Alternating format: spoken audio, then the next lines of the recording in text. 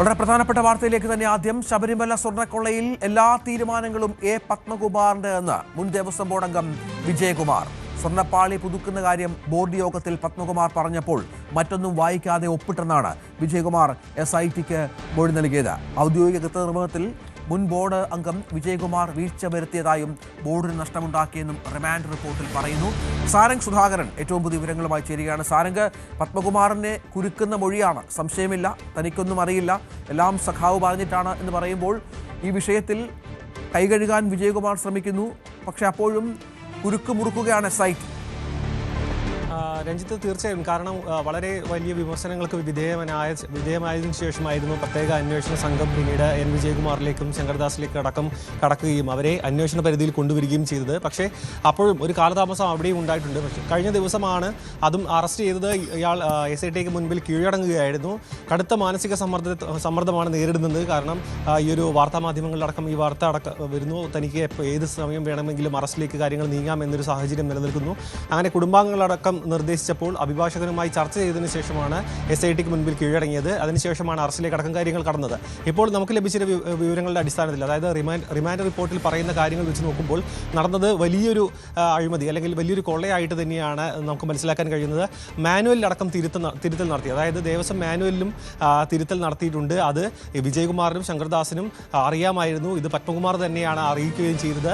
മാനുവലിൽ തിരുത്തുന്നത് തന്നെ വലിയ ഗുരുതരമായ ഒരു തെറ്റാണ്. ഒപ്പം തന്നെ ഈ ഒരു സ്വർണ്ണക്കൊള്ളയുമായി ബന്ധപ്പെട്ട രീതിയിൽ രേഖകളിൽ ഒപ്പുവെച്ചത് N വിജയകുമാർ ശങ്കർദാസും ഒപ്പുവെച്ചു. അതും പത്മകുമാറിൻ്റെ പ്രകാരമാണ്. ഇത് ഈ ഒരു സ്വർണ്ണക്കൊള്ളയിൽ കൃത്യമായി കൂട്ടുനിന്നു. ഗൂഢാലോചനയിൽ 3 പേരും പങ്കാളികളായിട്ടുണ്ട്.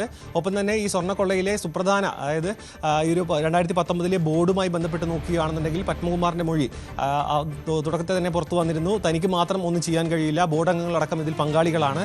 അതുകൊണ്ട് തന്നെ അവരിലേക്കും അന്വേഷണം നീങ്ങേണ്ടത്, അതും വീണ്ടും ഒരു ഹൈക്കോടതിയുടെ നിർദ്ദേശം വരേണ്ടി വരുന്നു, കടുത്തൊരു വിമർശനം വരേണ്ടി വന്നു. അവരിലേക്കടക്കം അന്വേഷണം നീങ്ങാനും അവരെ നോട്ടീസ് നൽകി അന്വേഷണ സംഘത്തിന് മുൻപാകെ എത്തിക്കാനടക്കം അതിലടക്കം കാലതാമസം വന്നിട്ടുണ്ട് എന്ന കാര്യം വളരെ പ്രസക്തമാണ്. പക്ഷേ ഇങ്ങനെ നോക്കുകയാണെന്നുണ്ടെങ്കിൽ ഇനി ശങ്കർദാസിലേക്കും അടക്കം വളരെ പെട്ടെന്ന് തന്നെ എത്താൻ കഴിയുമെന്നാണ് മനസ്സിലാക്കുന്നത്. കാരണം വിജയകുമാറിന് ഇക്കാര്യത്തിൽ പങ്കുണ്ട് എന്ന് SIT കണ്ടെത്തിയിരിക്കുന്നു. അങ്ങനെയാണെങ്കിൽ ശങ്കർദാസിന് ഒരു കാരണവശാലും ഇതിൽ നിന്ന് മാറി നിൽക്കാൻ കഴിയില്ല. അദ്ദേഹം കൂടി അറിഞ്ഞുകൊണ്ടാണ് ഈ ഒരു കുറ്റകൃത്യം നടന്നിട്ടുള്ളത് എന്ന കാര്യം തീർച്ചയുമാണ്. ഈ ഒരു റിമാൻഡ് റിപ്പോർട്ടിലെ കാര്യങ്ങൾ വളരെ സുപ്രധാനപ്പെട്ടതാണ്. കാരണം ഈ ഒരു കുറ്റകൃത്യം നടത്താൻ അല്ലെങ്കിൽ ഈ കൊള്ള നടത്താൻ വേണ്ടി ദേവസ്വം മാനുവലിൽ തിരുത്തൽ നടത്തി. അത് പത്മകുമാർ പറഞ്ഞിട്ടുണ്ട്. അതായത് പത്മകുമാറിൻ്റെ നിർദ്ദേശമായിട്ടായിരുന്നു ഈ ഒരു മാനുവലിൽ തിരുത്തലടക്കം നടത്തിയത്. അതിനെ N വിജയകുമാർ ശങ്കർദാസും ഒപ്പം നിന്നു. ഒപ്പം തന്നെ ഈ ഒരു രേഖകളിൽ ഒപ്പിട്ട് നൽകുന്ന, ഇപ്പോൾ രഞ്ജിത്ത് സൂചിപ്പിച്ച പോലെ തന്നെ പത്മകുമാർ നിർദ്ദേശിക്കുന്നു, ഒപ്പിട്ട് നൽകുന്നു. അതിനപ്പുറത്തേക്ക് കാര്യങ്ങളൊന്നും അന്വേഷിച്ചിരുന്നില്ല എന്നടക്കമാണ് മൊഴിയിലുള്ളത്. പക്ഷേ ഈ ഒരു ഗൂഢാലോചനയിൽ കൃത്യമായി പങ്കെടുത്തു. മാത്രമല്ല ഇതിൻ്റെ പിന്നിൽ വലിയ സാമ്പത്തിക ലാഭം ഉദ്ദേശിച്ചുകൊണ്ട് തന്നെ ഈ കുറ്റകൃത്യത്തിൽ കൃത്യമായി പങ്കാളികളായി അതടക്കം കൈപ്പറ്റുകയും ചെയ്തു. അതുകൊണ്ട് തന്നെ ഈ ഒരു വരും ദിവസങ്ങളിലും ഈ ഒരു അന്വേഷണം കൂടുതൽ തെളിവുകളിലേക്കും വിജയകുമാറിനെ അടക്കം ചോദ്യം ചെയ്യുകയാണെന്നുണ്ടെങ്കിൽ ശങ്കർദാസിലേക്കും ഒപ്പം തന്നെ ഇതിൻ്റെ പിന്നിലെ ഉന്നതരിലേക്കടക്കം എത്താൻ സാധിക്കും. അതേസമയം മറ്റൊരു വിഷയം നമുക്ക് ചർച്ച ചെയ്യേണ്ടത് ഡി മണിയുമായി ബന്ധപ്പെട്ടതാണ്. ഡി മണിയോട് ഇന്ന് അന്വേഷണ സംഘത്തിന് മുൻപാകെ ഹാജരാകാൻ നോട്ടീസ് നൽകിയിട്ടുണ്ട്. അദ്ദേഹം ഹാജരാകുമോ എന്ന കാര്യം വളരെ നിർണായകമാണ്. കാരണം ഡി മണി എന്ന് പറയുന്നത് അന്വേഷണ സംഘം കണ്ടെത്തിയ വ്യക്തി തന്നെയാണ് എന്ന് വ്യാപാരി, അതായത് രമേശ് ചെന്നിത്തല സൂചിപ്പിച്ച വ്യാപാരി സ്ഥിരീകരിച്ചിട്ടുണ്ട്. അതുകൊണ്ട് തന്നെ ഈ ഒരു ഡി മണി അല്ലെങ്കിൽ ദാവൂദ് മണി എന്ന് പറയുന്ന ആൾ ഇന്ന് അന്വേഷണ സംഘത്തിന് മുൻപാകെ എത്തുകയാണെന്നുണ്ടെങ്കിൽ ഈ ഒരു അന്വേഷണത്തിൻ്റെ പുതിയ തലത്തിലേക്ക് എത്താൻ കഴിയും. കാരണം അന്താരാഷ്ട്ര തട്ടിപ്പ് സംഘം, അന്താരാഷ്ട്ര പുരാവസ്തു തട്ടിപ്പ് സംഘവുമായി ബന്ധപ്പെട്ട് ഈ ഒരു അന്വേഷണം വഴിമുട്ടി നിൽക്കുന്ന ഒരു സാഹചര്യമുണ്ട്. മാത്രമല്ല ഈ ഒരു അന്വേഷണം മറ്റ് സംസ്ഥാനങ്ങളിലേക്കും ഒപ്പം തന്നെ രാജ്യാന്തര മാർക്കറ്റുകളിലേക്ക് എത്തേണ്ടതുണ്ട്. കാരണം ഈ ഒരു സ്വർണ്ണ ഉരുപ്പടികളായിക്കോട്ടെ, ഈ ഒരു മറ്റ് കടത്തിയ സ്വർണ്ണമായിക്കോട്ടെ, ഇതൊക്കെ കണ്ടെത്തേണ്ട ഒരു സാഹചര്യം നിലനിൽക്കുന്നുണ്ട്. കാരണം തൊണ്ടിമുതലാണ് ഈ കേസിലെ ഏറ്റവും പ്രധാനപ്പെട്ട ഒരു വസ്തുത എന്ന് പറയുന്നത്. തൊണ്ടിമുതലിലേക്ക് മുഴുവനായി എത്താൻ SITക്ക് ഇനിയും സാധിച്ചിട്ടില്ല.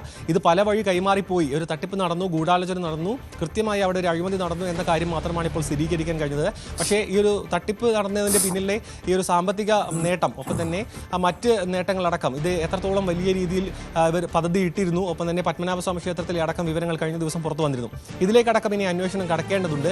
അതിൻ്റെ ഒരു തുടക്കമായി ഈ ഒരു N വിജയകുമാറിൽ നിന്നും ശങ്കർദാസിൽ നിന്നും കിട്ടുന്ന വിവരങ്ങളുടെ അടിസ്ഥാനത്തിൽ ഡി മണിയെ അടക്കം ചോദ്യം ചെയ്യുന്നു. അതിൽ നിന്ന് അങ്ങനെ അന്വേഷണം മുന്നോട്ട് കൊണ്ടുപോകാനാണ് ഇപ്പോൾ SIT പ്രത്യേക അന്വേഷണ സംഘം പ്രധാനമായും ഒപ്പം തന്നെ പങ്കുവെച്ചുകൊണ്ടിരിക്കുന്നത്. ഏതായാലും പത്മകുമാറിന് കൂടുതൽ ഉരുക്കാകുന്നു. വിജയകുമാറിന്റെ മൊഴി അനുസരിച്ച് താൻ ഒന്നും അറിഞ്ഞിട്ടില്ല, എല്ലാം പത്മകുമാർ പറഞ്ഞത് പ്രകാരമാണ് ചെയ്തത് എന്ന് പറഞ്ഞു വെക്കുകയാണ്.